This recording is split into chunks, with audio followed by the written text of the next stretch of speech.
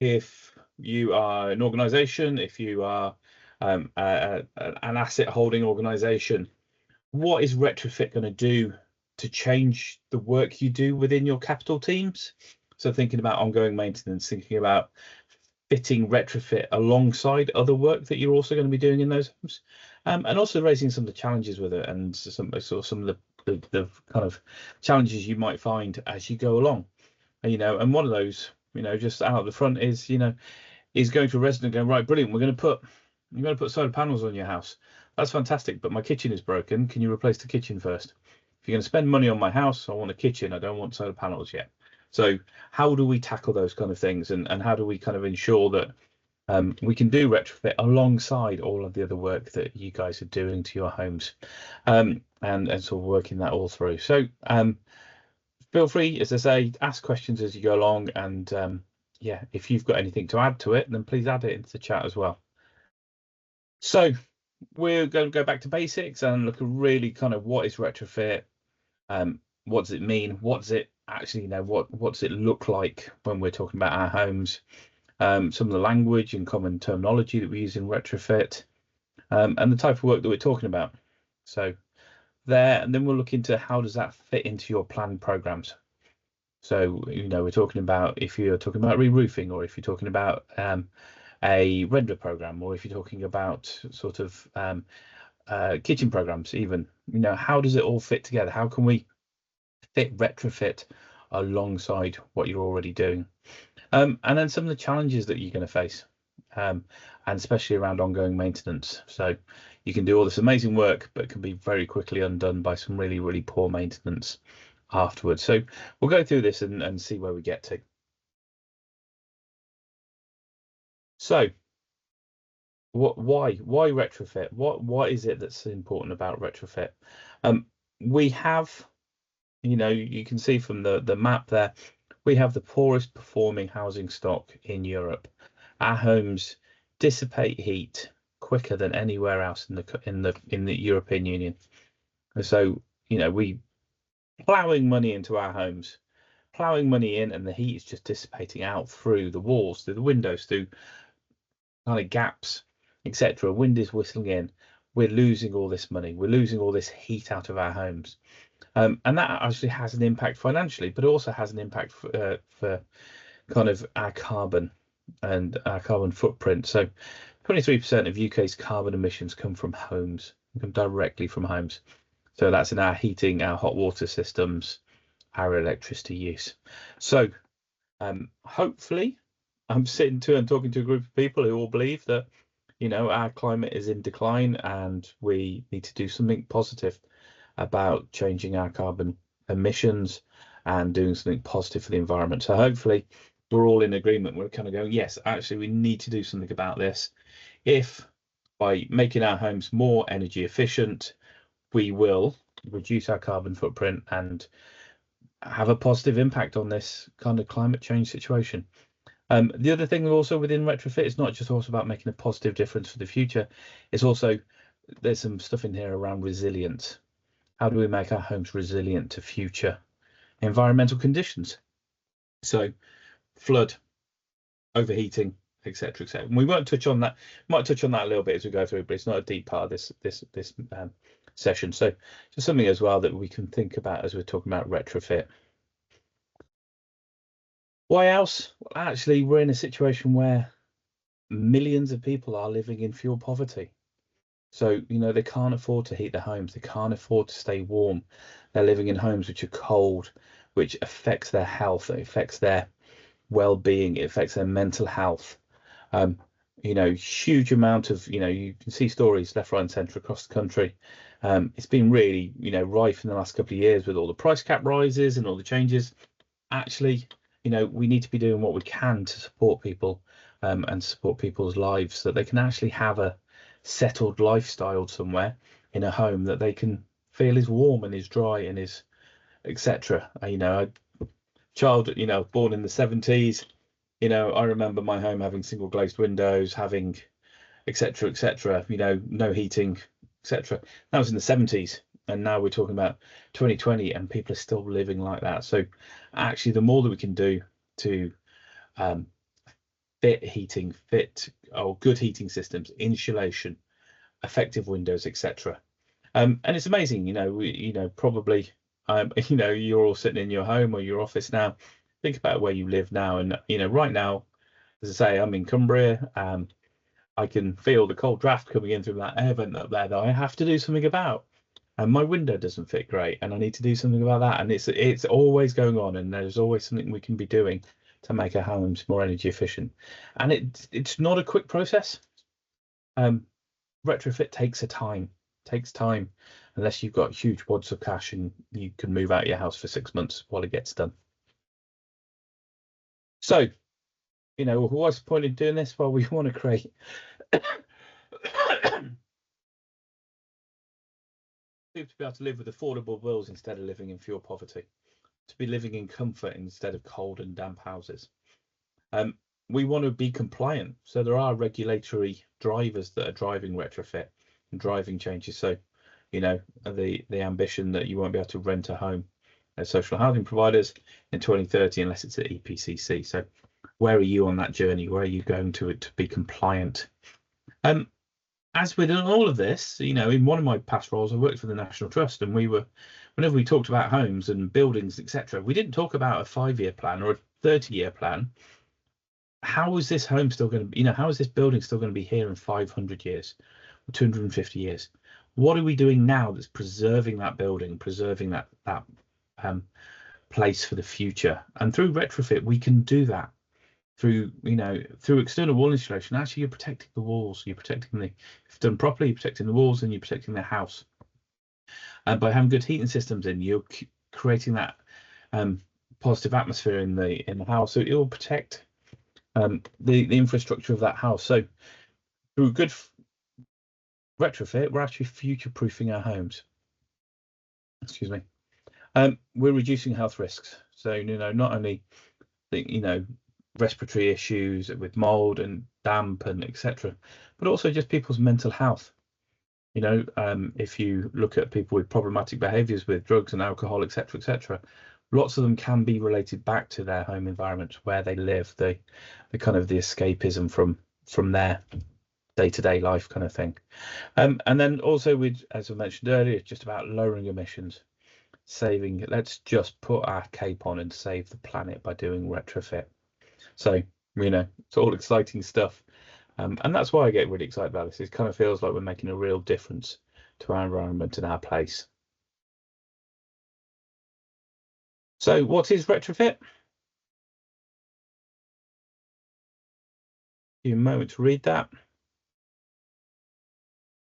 So it's making changes to our existing buildings in a whole house approach, tackling the whole building as an entity, not just kind of going, well, I'm going to do a bit of this or a bit of that, actually looking at it as in a whole. And what are we talking about? Well, we're talking about insulation, talking about heating, we're talking about hot water systems, lighting, the windows and the doors, microgenerations and renewables. So, whether we're going to put solar PV or, solar thermal on, how are we going to get the energy to the house, etc. And then on with all of this, ventilation is a key part.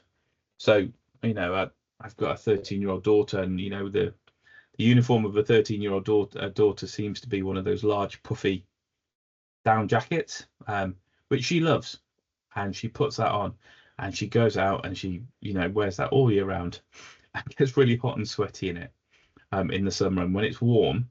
And that's the same that we do with a house is if we just kind of go, right, we're doing this fantastic thermal insulation around the house, we're going to put fantastic loft insulation, we'll insulate all the walls, etc.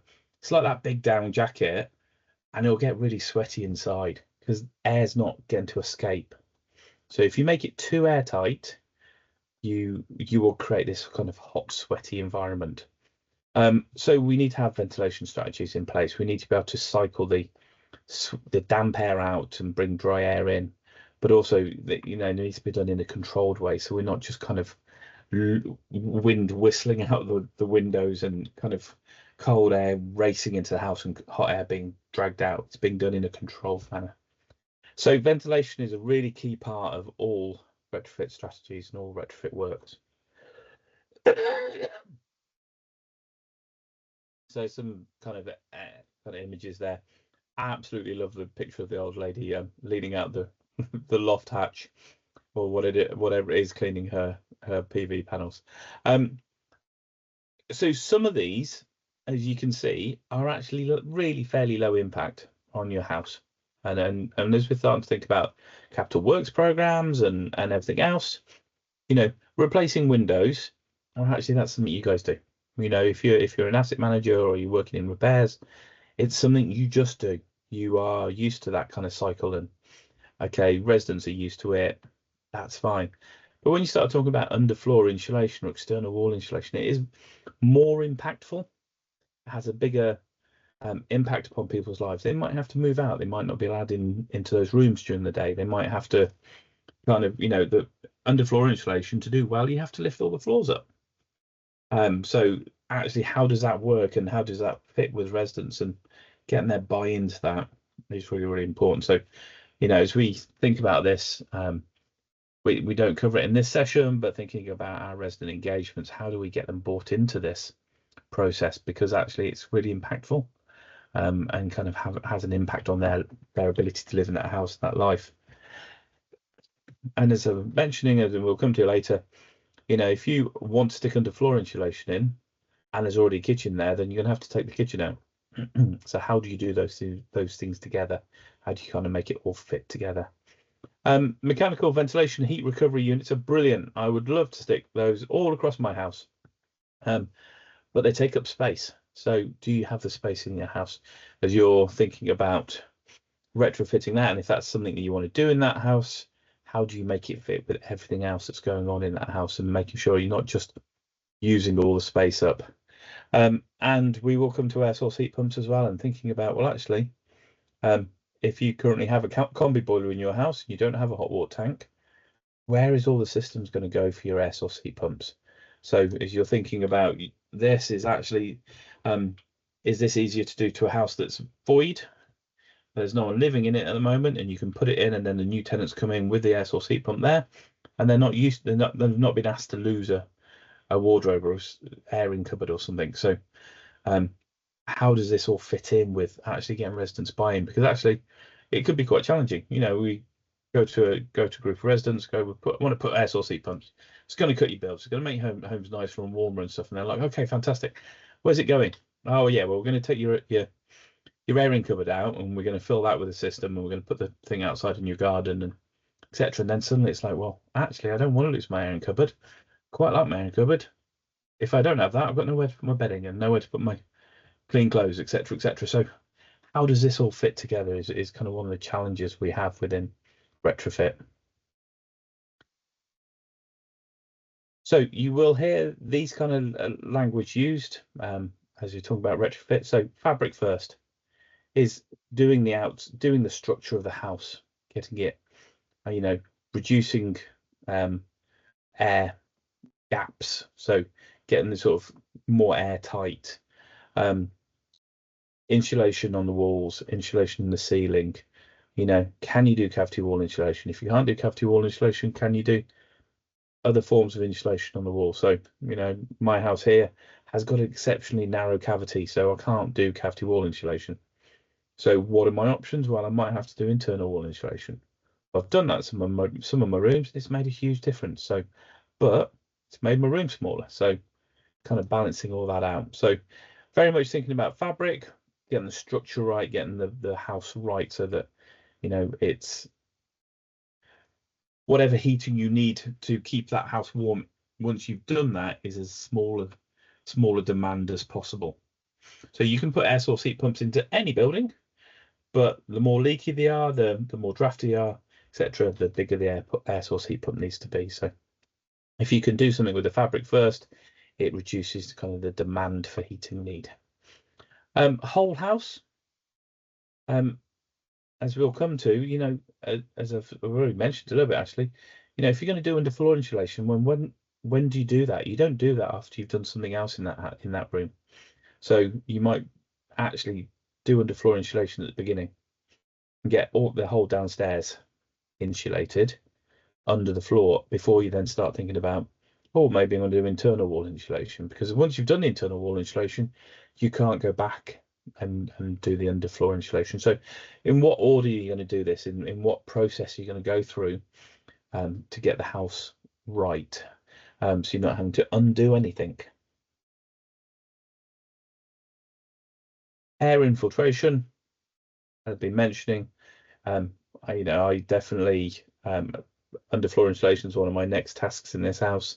I can sit in the lounge during the winter and I can feel the wind whistling up underneath the joists and up through the floorboards and into the lounge. You can feel it, air is just whistling in. So how am I going to tackle that? I'm going to tackle that through underfloor insulation and some kind of membrane to stop the wind whistling through. So lots to think about there. Where else you get air infiltration? Poorly fitted windows, air bricks, just pipes coming through the wall that aren't sealed properly, etc., etc. So thinking about where air is getting into the house. So if it comes in, it's going to take the hot air out, isn't it? Thermal bypass. So that's where you can get air moving around insulation. So if your cavity wall insulation has not been done very well, or it's kind of clumped in places, you might get areas where there's no cavity wall insulation. Or if you've drilled through a wall, so you might have a fantastically insulated wall, but then if you then drill through it, you're creating a bypass for cold air to get into that house. So thinking about how you seal those up and making sure that, do you have to do it? And if you have to do it, how do you seal it up and kind of hold the air in? I use if you go, in there's a lot of the cities, you see these houses, fantastic balconies, but with two metal joists holding that balcony up that run into the flat, and basically that metal joist gets cold, and that cold conducts along that metal joist into the building, and then you suddenly got too cold. I guess it's a bit like sticking a lollipop in your mouth. It's that cold thing that's gone inside, and it will, the cold will emanate off it. So if you're going to do that, how do you insulate those so that the cold's not coming off those joists into those rooms, and etc. So lots of things there to think about with thermal bypass. And as you're thinking about maintenance programs, etc., actually it's really, really important, and to kind of make sure that if you're sticking ventilation in, or sticking a new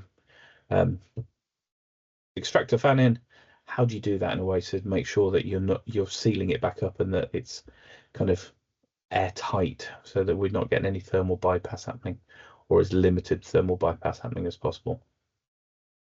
So thermal bridging is another term that you can use. Those two often get used in quite an interrelated way. As I say, the analogy there of the joists, the steels going into buildings is often where thermal bridging is happening, and you can feel that cold air or the coldness being brought into the house. So yeah, Velux windows, it's also an example of where cold air, you've got that in your loft, there's no insulation there, that is often a very, very cold spot. Okay, so thinking about this now, so a bit of an overview of retrofit. So how does this fit? How does this fit with what you're doing in your day-to-day programs? So thinking about our short-term cyclical replacement programs. So if we're talking about potentially like a low-cost ventilation measure, so actually you're going to be doing some work on that house, and you need to get the ventilation strategy right. So you're thinking about whether there's going to be extractor fans fitted, passive units, or great if you can put mechanical heat recovery units in, etc. So thinking about, where do you do that? So do you do that at the start of start of their life and get the right things in, right technology into the house, so that you can install the right things, or actually do you go back in and you might be thinking about, well, you might have a 5-year lifespan to a extractor fan. Do you wait the 5 years and do it at the end of that 5 years when you're going to be going in and replacing those, or do you go in after 2 years and replacing them? So obviously there's cost implications and there's things. So you need to be thinking about, how are you planning your short-term cyclical programs to kind of fit with that retrofit. Okay, when am I going to be sticking new ventilation units in? When are we going to be looking at, say, for example, the air? There's another masterclass on this week that has been on the AirX bricks. So, could we be sticking AirX bricks in? So the ones that close and open. So when do you fit those within your cyclical programming? So within the sort of short-term stuff, the stuff that you're doing quite regularly, actually, you can probably wait about a couple of years. Kind of go, okay, we'll give it another 2 years, and then we'll stick low energy ventilation units in, or we can, etc. Same with lighting. So, we could actually do that quite quickly. It'll be in 2 years' time. We'll be doing all the lights, whatever it is. So, for short-term cyclical stuff, yeah, there's an ideal time to do it, and you kind of doing it when you're reviewing it and thinking about what you're going to be installing. But if you're halfway through a product's life, the kind of costs we're talking about, it's not a huge challenge, not a huge challenge financially. It's not great, but it's not a huge challenge for you. If we start thinking about long-term cyclical things, so heating, windows, if you've got, I worked for one organization that had a 30-year lifespan to windows, actually, then you really are thinking about, well, you've got to be replacing energy efficient windows when you're replacing those windows, and to start early, not thinking about, right, well, we want to be net zero by 2050, and we know that we need energy efficient windows, so actually we need to have started in 2020.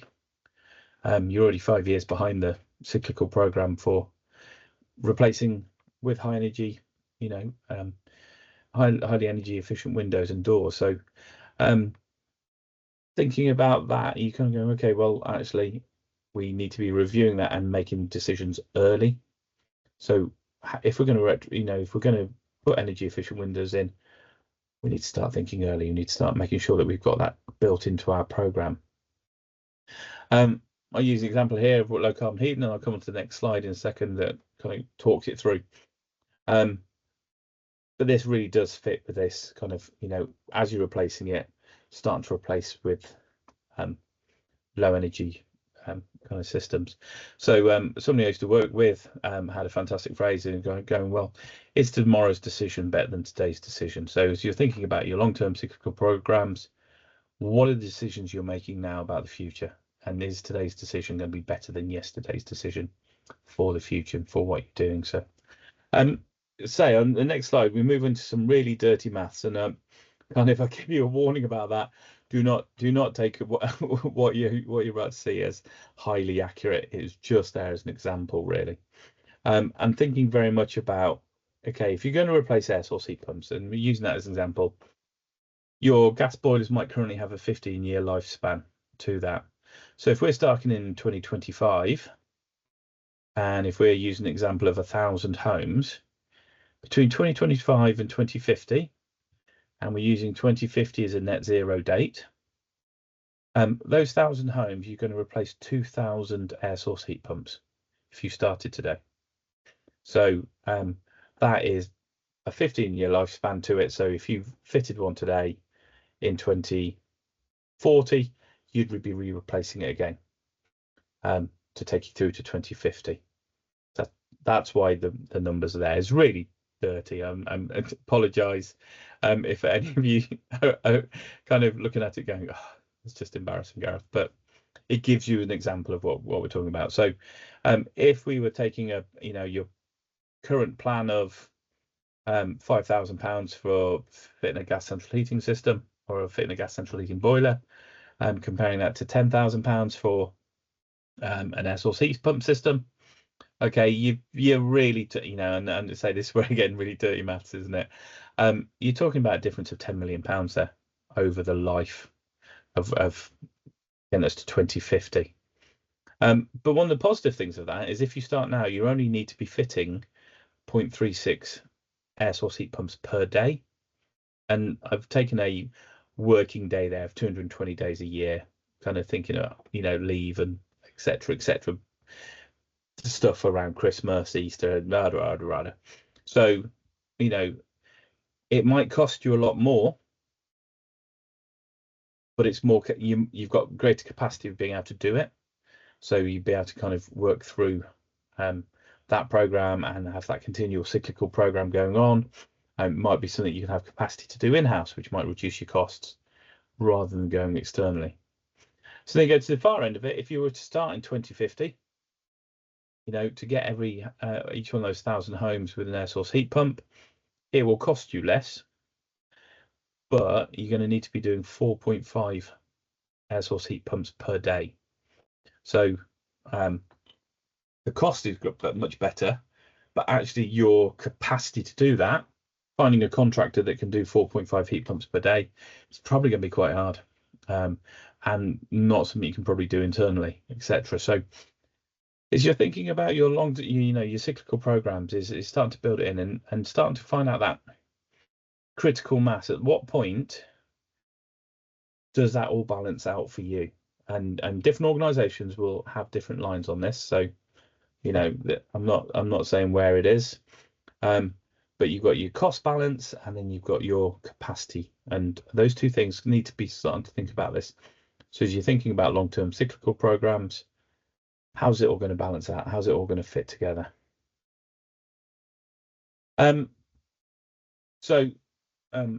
Just some thoughts here around some of those decision making for some of the long-term programs. So your lifespan of a PV unit, of PV panels on your roof, might be 25 years. So thinking about that as around your lifespan of your roof. So if you've just put a new roof in, then great, it's probably worth sticking panels on, because you've got a new roof, you've got a long lifespan of that roof, and yeah, you've comfortably got 25 years of roof there for your panels to be fitted onto.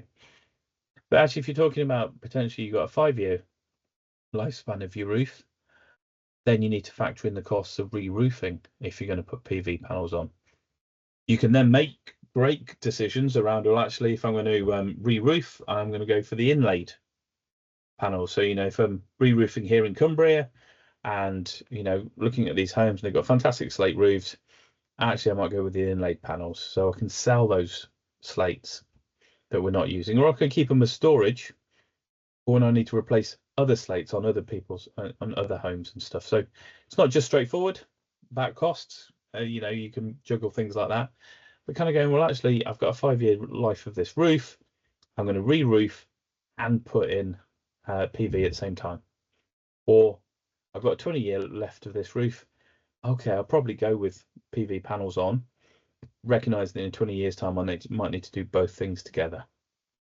So making those decisions around those kind of things. So if you're thinking about re-roofing a home that you're kind of going, well, actually, I know I can't put cavity wall insulation on that. If I am re-roofing it, can I future-proof it and extend the roof line for external wall insulation?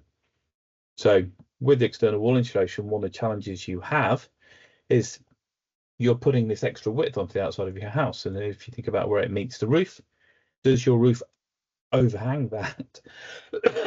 Is there an appropriate amount of roof over the top of that EWI to help prevent water running down the back of it, and to help make that seal as good as it can be? So you might future-proof. You might be going, okay, well, I will need external wall insulation on that house. It's too small to do internal wall insulation. It's not got cavities, so therefore I'm going to have to stick external wall insulation on. Right, well, I'm re-roofing it now. Can't afford to do the EWI, but I will future-proof so that when I can do the EWI, actually I'm not having to re-roof at the same time. So you're kind of helping think about those decisions, and that's how it all joins together. You used the kitchen replacement earlier, didn't I? About, if you want to stick underfloor insulation into a house, if you want to do it in the kitchen, you're probably going to have to lift the kitchen out. You're going to have to get under those cupboards. You're going to have to get everything, all the floorboards up, so that you can actually get the insulation from wall to wall and all into all the corners, etc. Otherwise, you get cold bridging, which we've talked about. So, you might kind of go, well, actually, if we're sticking underfloor insulation in, we're going to stick a new kitchen in afterwards. And it's those kind of decisions that you need to be thinking through. Yes, there are systems out there that can do this without lifting all the floorboards, but you need to make decisions on what systems you're going to use. So as you go through all this process, you're always weighing up what's the right thing to be doing, and in what order. So lots and lots of you guys think about as you're doing this, and this is why it's just an introduction to it. And each home will be different, and you will have to think very consciously about those different homes about how you're going to do this. So and one that we kept getting this kind of retrofit. The retrofit assessments were coming back, and historically somebody had decided to stick a external door on the outside of the utility that was on the back of the house, and the utility was basically had been a coal shed, so it was single skin, flat roof, no insulation in it. So they decided for the residents to make them, to give them more space, they put this external door on and then put an internal door between the kitchen and this space. And we kept getting all these retrofit designs, and basically you needed to stick a external wall insulation and in roof insulation. It was going to be a huge cost. So actually, that was a decision that had been made that impacted on the energy efficiency of that house, because it was basically just very cold area at the back that was sucking heat out of the kitchen. So some of the challenges we had with that was, do we do external wall insulation to those rooms and those spaces, or do we just move the external door back into the kitchen and sort of close off that area so that it's not a part of the house, it's not a part of the habitable space? So all those decisions that you're going to have to start making, and you might have done that out of the best of the will to make that house better for their resident, but actually it's been really detrimental to their energy efficiency. So just thinking around this, so some of the challenges you're going to face is, as you do this retrofit, you will have new maintenance programs to fit into. So you fitted solar PV and you fitted an inverter into that system and battery storage. Well, actually, what's your maintenance program for your inverter? Inverters generally last about 10 years, where your panels last about 20-25 years. And your batteries are, I think, about 12 to 15 years. So how do you make sure that all those different maintenance regimes are being built into your current regimes? And do you have to do an electrical test every year on them, or is it electrical test every 5 years, etc.? So working through that with the manufacturer's guidelines and kind of making that the appropriate thing for what's going in, making sure that you've got your systems in place to make sure that it happens. Housing associations are absolutely fantastic at gas safety checks. How are you going to build this in so that you're doing these checks on these new technology? If you've got your staff who are going out and do it, do they understand it? What skills and training do they need? Can they work on an air source heat pump? Can they work on solar panels, etc., etc.? Do they understand that? And also some of this stuff around, well, actually, if they're going to drill through the wall, how are they drilling through the wall? Are they creating a cold bridge into that house? So actually they're undoing the good work. If you a housing association that's got some passive houses, that's really important. So thinking about actually what skills and training do we need for the staff who are going to go and work on those homes. Supply chain, as from my dirty maths earlier, if you leave it to 2050, you're not going to find somebody who's going to be able to do you that many air source heat pumps per day, or if they are, they're going to charge you a hell of a lot for it. So what's the supply chain out there for where you live? So as I mentioned, I'm in Cumbria. Actually, it's not easy to find contractors who can work at scale and then also get the materials in. On one of these calls once, I had somebody from Guernsey, and they have a hell of a problem, as you can imagine, getting enough materials and getting the contractors. So think about, where are you in the country? Can you get the contractors, and is there enough materials? So we're just about fairly close to announcement, aren't we, for Warm Home Scheme? What's going to happen there with supply chain? What's going to happen there with the contractors? So it's factoring all this into your thinking. So none of this, excuse me, none of this is through maliciousness. This is just through lack of knowledge or understanding. So really, really simple thing. If you have put external wall insulation up, or internal wall insulation up, how are you going to put your hanging baskets up? You're basically talking about an insulatory layer on the outside of your house. How are you going to hang a hanging basket? You know, it sounds really simple, but actually just by screwing into the insulation, you're impacting on the ability of that insulation to do its work. And more likely, it will just pull out and pull off your insulation or some of your insulation. Same again about internal wall insulation. Where are you going to hang your shelves? How are you going to put shelves up into that wall? Because again, it's just an insulatory layer rather than a solid wall to drill into. As you're out and about, you might kind of go, well, actually, you know, if it might be cheaper to replace a extractor fan with a different model or a different system, and that's impacting on the ventilation system. Might not be bringing enough air in to cycle around the room. You might need to increase the air infiltration. Actually, if you get your house really, really sealed up tight, how are you going to make sure that there's still enough air coming in?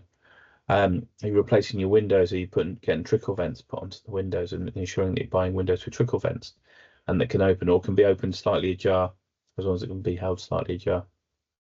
Or that you're not blocking stuff up. You know, that your extractor fan's not working, so therefore you just block it up and go, oh, you don't need one in this room. Where actually the ventilation strategy has done some that's made a decision. And again, we're in an area here of high radon. So actually we have ventilation systems linked to radon.